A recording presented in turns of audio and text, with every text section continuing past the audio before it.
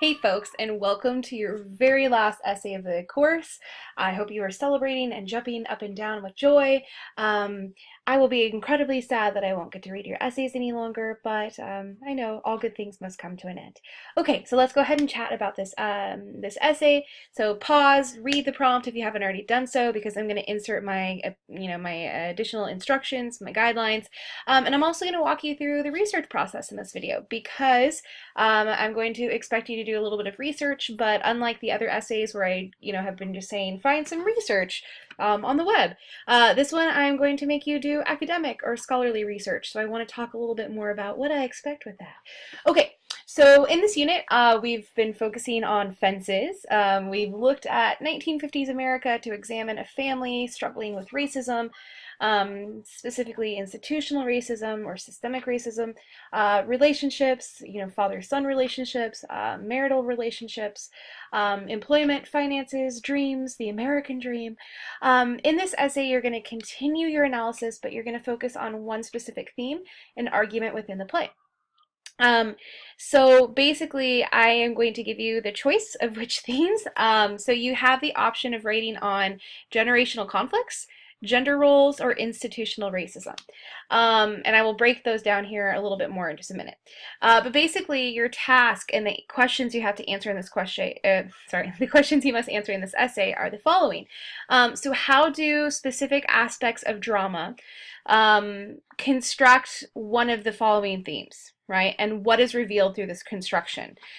Ooh, okay, that sounds like a complicated question, so let me break it down. So basically, the first step, how do specific aspects of drama, so in effect looking at, character development, the pacing, when it's broken into acts and scenes, the setting, the conflict, rising action, falling action, the dialogue. So essentially all the elements, right, that you've been looking at and examining. So how do all of those fit together to illustrate or to kind of bring about one of these themes, right? So let's take the theme of generational conflict. So how do the characters illustrate generational conflicts? Well, you might look at the father-son relationship between Troy and Corey, for example, or Troy and Lyons. You might look at the generational conflict between Troy's father and Troy himself, right? So there's a lot of leeway within these very broad themes, so you're going to have to narrow it down even further because one of the aspects under generational conflict might be father-son relationships, but another one might be the generational conflict of racism, right? So there might be some overlap here, but yeah, so you're going to have to break this down and kind of think about, what do I mean by generational conflicts? What do I want to focus on? Yep. And so basically you're going to analyze, like, how do these pieces fit together to demonstrate your theme. The second question is, what is revealed through this construction? And so essentially what I'm asking here is, like, what is August Wilson really arguing about this, right? So what is his point? What is his point about generational conflicts? What is his point about institutional racism? What is he trying to get across, right? And so it might be helpful to really frame this question, like I say down here, in terms of, like, how is this theme relevant? Like, so how is this theme relevant in the 1950s when it takes place? How is it written in the 1980s when it was first on Broadway? And how is it relevant today, right? Because I think all of these themes are still incredibly relevant to today's society. So like I mentioned here, you have the option of these three. There might be some overlap, right? So you might be talking about racism when it comes to generational conflicts. You might be talking about generational conflicts when it comes to racism. With gender roles, you might be talking about marital issues. You might, so if you're really interested in looking at, like, Troy and Rose's marriage, that would probably be the best option to choose. Yeah, so that's pretty much it there. So, what I'm going to ask you to also do is bring in at least 3 scholarly outside sources. And like I've said, I'm going to talk a little bit more about what that means. 2 of these may be sources that I've already provided for you. These articles that I've provided for you under the reading section, And if you scroll all the way down, you will now see that there are optional articles on fences. So any of these you can incorporate into your essay. Some of them are specific to you know, the play of fences. This one, for example, Black Migration from the South in a Historical Context, isn't really about fences, but it can help provide some historical context. Yeah, and this is going to be the focus of your lab, right? So it is important that you complete the lab for this week. Because it asks you to deal with a lot of these issues. So make sure you watch that video I made for the lab and make sure that you kind of go over it in detail because, yep, it's going to talk to you about how to kind of dissect this information and how to incorporate it into your essay. Okay, so the last one, though, you do need to find using on your own. You can use Google Scholar or you can use the library's databases, but essentially, it needs to be a scholarly source, right? And so I have this handout that I provided for you about scholarly sources. What does it mean? So a scholarly source is not the same as just a credible source, so you can't just go to any .org or .edu. Essentially, I'm looking for things that are peer-reviewed, right? You know, so basically I'm going to ask that you engage in some of the database research. Google Scholar is a database, that's fine. The problem with Google Scholar is you often have to pay. But I've given you some additional ones that you can look at, right? So here's the link for the databases. You will have to log in if you are accessing off campus with your ID and password. It gives you all the information you need to figure out what that is. And then here are some ones I've listed that are useful, but these aren't the only ones. And then I also give you some additional tips for researching, right?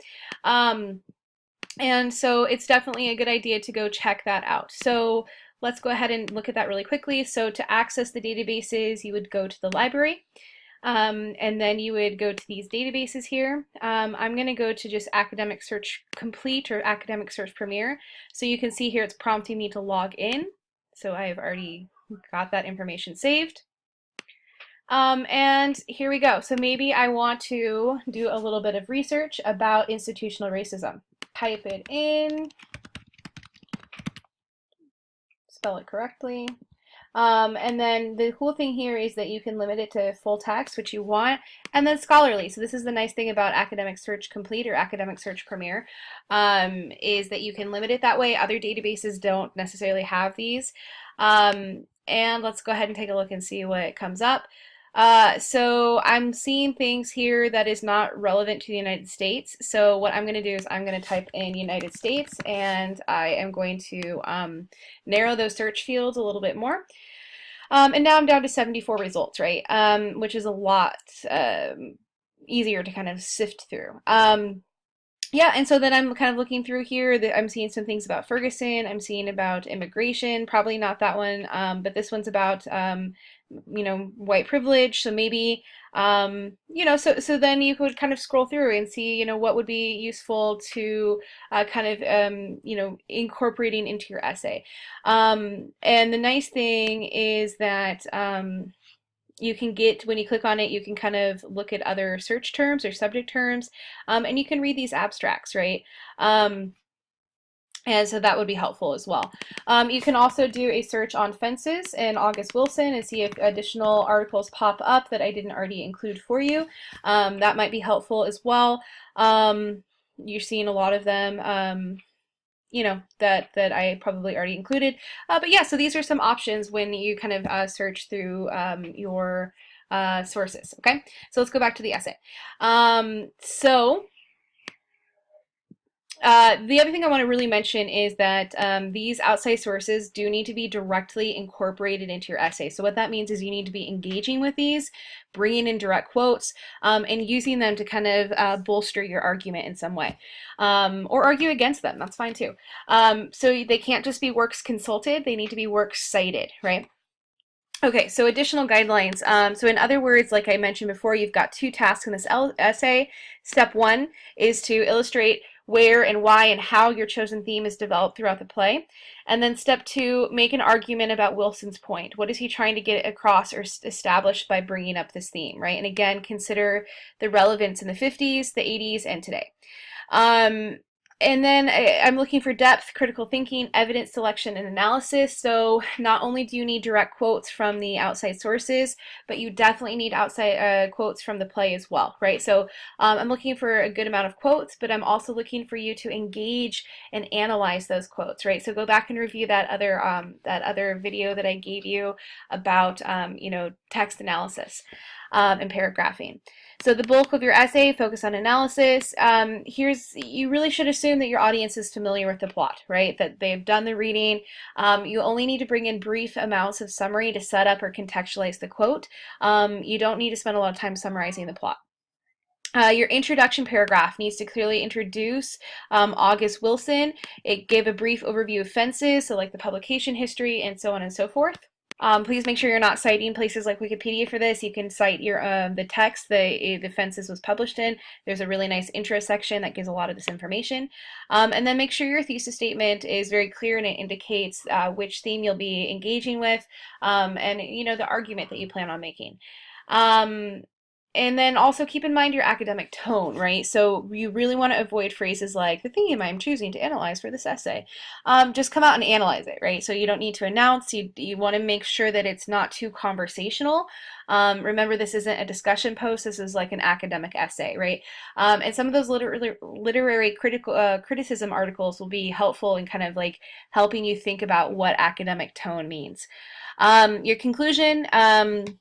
You can make personal connections to characters, thoughts on the play. We can have a more traditional conclusion. Essay, overall, intro, thesis, body paragraphs, conclusion, works cited page. Yep, and that's pretty much it, folks. So follow those mechanic guidelines. I'm still seeing a ton of errors with MLA format, so please make sure that you review MLA format, please, please, please. So if you're getting like pretty low marks on the part of the rubric, that's about probably a pretty good indication that you are not following MLA format correctly, right? Yep, and then 5 to 6 pages overall, so get it to the very end of page 5 to have the minimum requirements, probably get on to page 6 to be safe, and that's pretty much it. So, this is going to be a little bit more of a complicated essay, but you have a little bit more time to work on it. So good luck. You will do a great job, I have no doubt, and please don't hesitate to ask me any questions. All right, folks, enjoy, good luck, and happy writing.